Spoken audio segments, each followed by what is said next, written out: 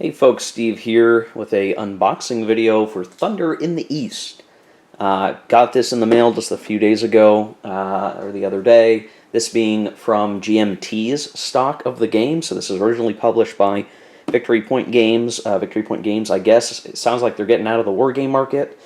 But Frank Chadwick and that team that put this game together as part of the Frank Chadwick's ETO series has gone to GMT to be the new publisher, and GMT now has all of the remaining inventory stock of the game, and they are currently selling it on their website at a reduced price. I think it is in place through August, maybe, so if you're, I don't have it right in front of me, but if you're interested in the game, now would be the time to do it, because I think it's like 30 bucks off, so I think it's normally like 130 or something, and they're selling it for 100. So now is the time to get it. I decided to pick it up. So, I'm going to do a little unboxing video. The game's been out a while, so it's possible you may have seen other unboxing videos. No big deal there. But I'm going to do a quick one here today. Sorry for the glare. I can't get away from it really right now in my room because of the way the lighting is set up. So bear with me. I'll try to cover it so it doesn't burn a hole in your retinas. Shining on this Soviet soldier's face, apparently. So the box is actually kind of heavy. I'm not sure the exact weight, but there's a lot of stuff in here. There's a lot of it's pretty weighty. On the back, you can kind of see there's a whole nice blurb here. But I'm not sure. I don't know. It might be fun to read, but you can maybe do that on your own time. I think there are pictures of the box elsewhere. If I zoom in, you can take a screenshot of it. If I can get it to focus. And you can read through that if you really want to. But I'm not going to worry too much about it. You can see most of the components are on the box here, is shown. You can see a very large map, cards, tokens, all that good stuff, dice. Really basic stuff here. 14 or older, 8 to 12 hours per scenario, 2 players or 2 teams. And then the complexity level is sort of in the higher end through here. Though I think in big terms, I don't think the game is very terribly complicated. I've been sort of reading the rules PDF until I could get it in the mail. So this still has the shrink on it, so we're going to rip that open, and we're going to check things out.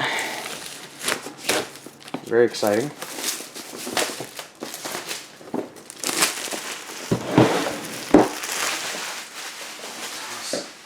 That out of the way. Okay, so we're going to take the lid off. And, well, there's already all sorts of fun stuff in here. So, looks like we have our baggies. Now, I have an extra assortment of baggies that I have to organize games any which way I want. But it's always nice to have these nice size bags provided by a publisher. So, that's cool. Points for that, for sure. Thunder in the East tuck boxes. So these are boxes for the cards. They look cool. I love it. let me bust one of these out. That's super cool. I really like that. All fuel is scarce. Plan for winter now. Winterize your home. Check your heating plant. Order fuel at once. So that's fun. That's fun. There's a couple different ones in here. Soviet cards, Axis cards. That's cool. I like that. I'm sure because this was originally part of a Kickstarter that's why these things exist. Because I think otherwise tuck boxes is like an extra expense that probably most publishers wouldn't invest in. So I hope when GMT does future games in the series they include tuck boxes. Some Victory Point game pamphlet stuff for other games. Useless to me, since Victory Point Games is no longer doing war games. Very nice. It's like a quarterly Times magazine quality rulebook here, with full color, nice margins for everything. Now, of course, there is errata for the game, and the errata is available online. It's not too crazy, honestly. So as nice as this is, you got to keep in mind there is some errata you have to take note of. But gosh, it's beautiful production quality. I mean, I don't know how else to say it. This is like the nicest rulebook you can get. So again, I hope, I like GMT rulebooks in general. I hope the quality is similar for future iterations of the series. I'll just say, like, just from a reading perspective, the rulebook is pretty readable. The format's nice and easy for reading for the most part. The sidebar, maybe I'll hold it like this so you can see a little bit better. The sidebar stuff's easy to parse. The text within the main margin is nice and readable. Good use of bolding to make things clear. So overall, I like that. I like that a lot. So this very, very strong rulebook from that perspective. Now, how it gets to actually learning the rules, they've got a whole thing in here where they organize the rules by, see if I can make that, standard rules, optional rules, and then campaign game rules. So if you're only going to play a scenario, you really only look at the standard rules. You can ignore some of the rules just to get your bearings, which is nice. I like that. Looks like we've got our cards. Now, this looks like it's an example of an Axis card. Events apparently come in a variety of like large, medium, and small event cards. And it looks like we've got some weather cards here. So what some of the cards are, they're not like playing cards. They're status effect cards or player aid cards you can set up or set down. If a certain region has a certain weather, you can pick that card out, set it down, you're good to go, and then you reference something like this card that tells you exactly what the effects are when that weather type is in effect. So there's extreme cold in this example. So I'm a little cautious to open up the cards yet. So let's get through the rest of the stuff first before we do that. We get some dice, so there's some standard 6-pip dice, and then looks like some specialty die with special symbols on them, so custom dice. Again, maybe another component concern in the future for GMT. They got to do special dice.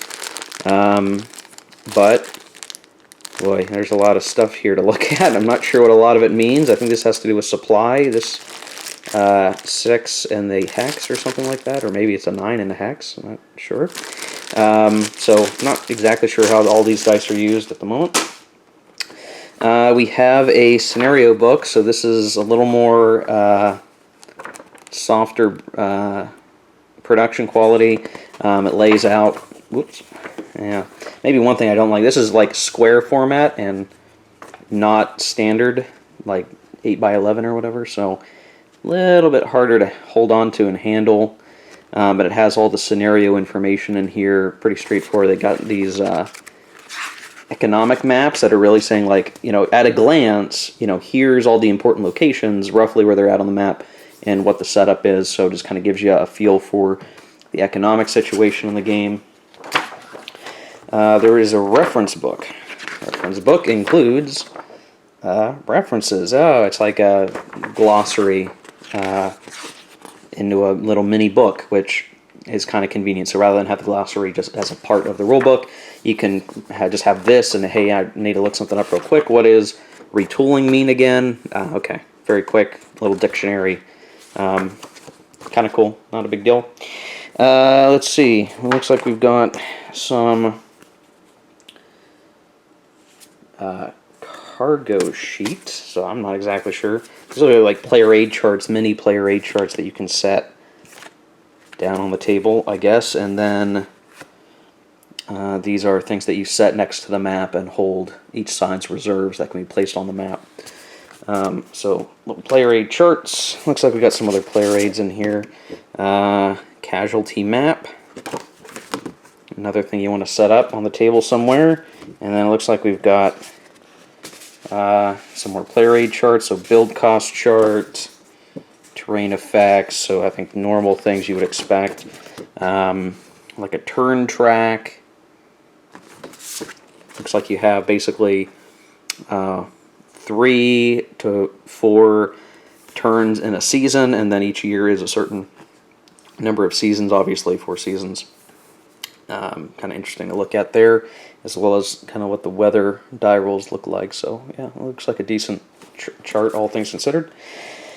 Here is more of that economic map. So this is, again, keeping track of, at a glance, the economic important hex location. So if you take Smolensk, you would update it here, and you can just kind of look at a glance what is the economic situation on the map if you've got a whole bunch of army unit counters everywhere and you don't want to be peeking underneath the counters to see the important stuff. This is actually something that would be nice to look at for like the Dark Valley, because I'm trying to find all the VP hexes. Sometimes it's easy to miss with all the units around.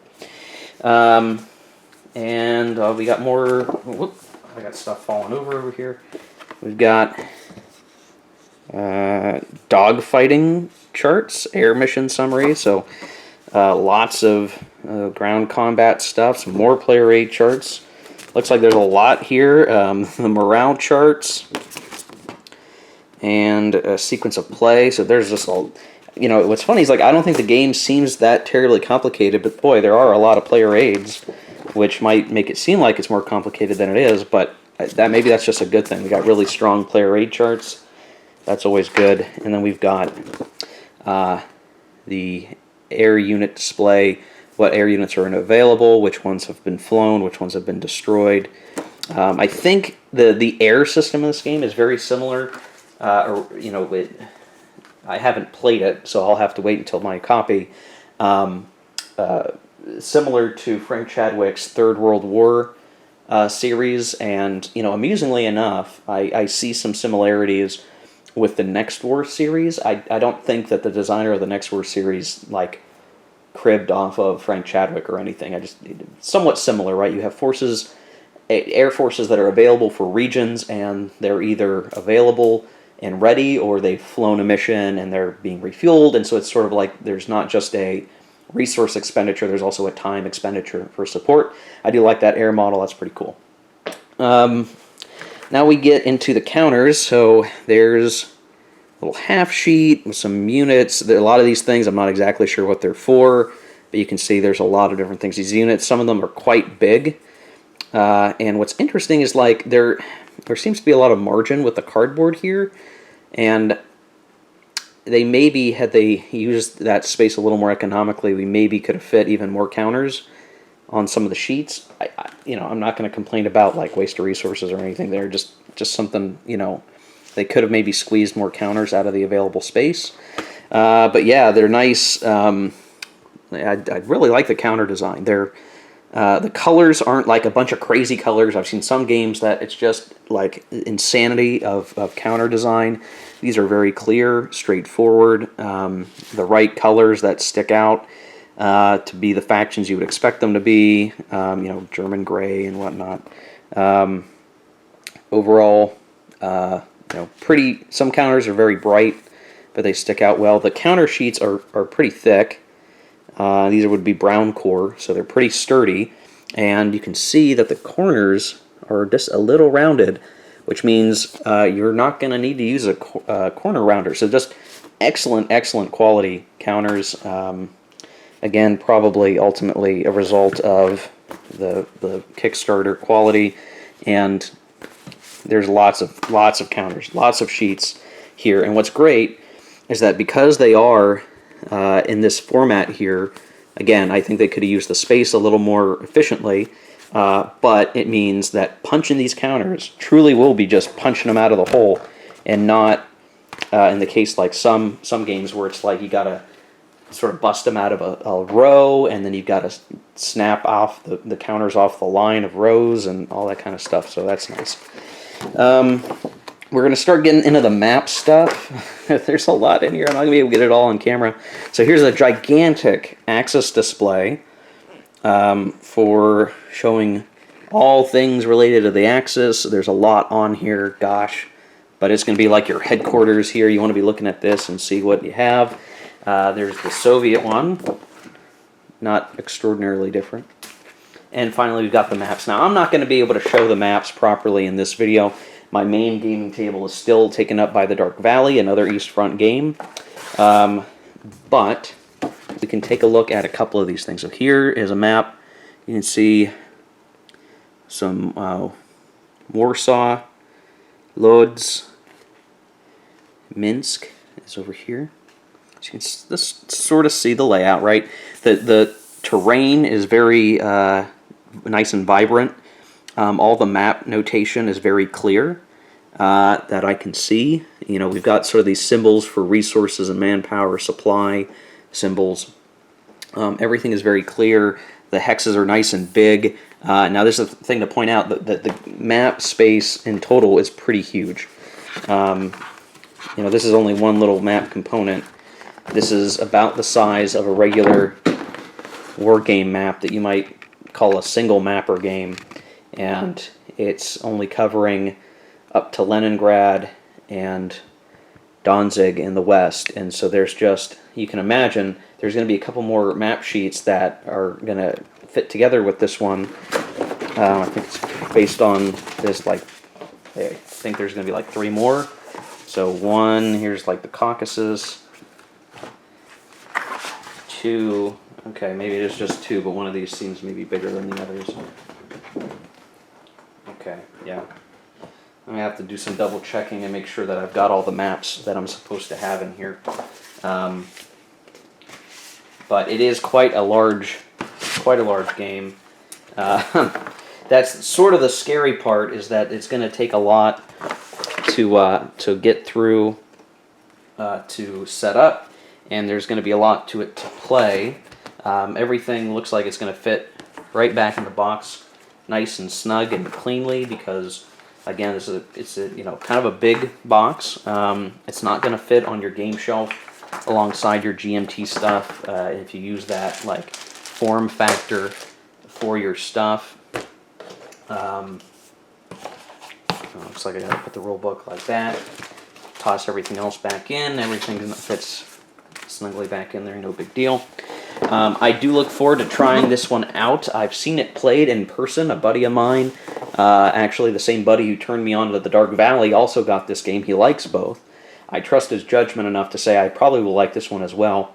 Probably the one thing I'll point out that's kind of interesting is that the game has a combination and separation rule for counters, so you can combine a core, like a couple cores in another unit, and create an army counter. You replace those counters on the map, and what it does is it does slightly modify the combat values, where you derive some benefit from being organized that way, but it also reduces the number of counters you're actually dealing with on the map, which is convenient because it can be difficult if you're moving lots of units around. You have these big stacks of counters, you're trying to use tweezers and organize things. My sense is, based on what I've seen, sure, you can use tweezers. You don't necessarily have to. The actual number of counters in a particular hex will only get so big, and of course, because the map is big, but the counters are also big, you can pick things up with your hands very easily. So while you lose table space, because you got to have a lot of tables set up, there's less strain on you picking through the counters with tweezers and dealing with all that. So that might be a really kind of neat thing. Getting it on camera in my game room, that might be the real challenge for me. But it looks to be a very cool package. Based on what I've read of the rules and some of the design articles online, very neat game. It'll be interesting to see what other games in the series will do. The next game in the series is going to be the Middle Sea, so it's going to be sort of the Mediterranean fronts, so North Africa, battles in the Mediterranean and Italy. Not sure exactly what's going to be in that package, what scenarios or battles. I think the Balkans will be somewhat included, so we'll have to wait and see on that. But this by itself seems like it could be a very good East Front game. Now that I can say I've got a couple East Front games, it might be fun to do a comparison down the road when I finish the Dark Valley and I get into this. So thanks for watching. Hope you enjoyed watching. If you'd like to see more content like this, hit subscribe. If you liked it, hit like. I'm going to get back to my Dark Valley game here soon enough. We're still working our way through it. I'll look to do some other playthrough videos for other games and reviews and unboxing, all that kind of good content. We'll catch you next time, and keep on gaming, guys.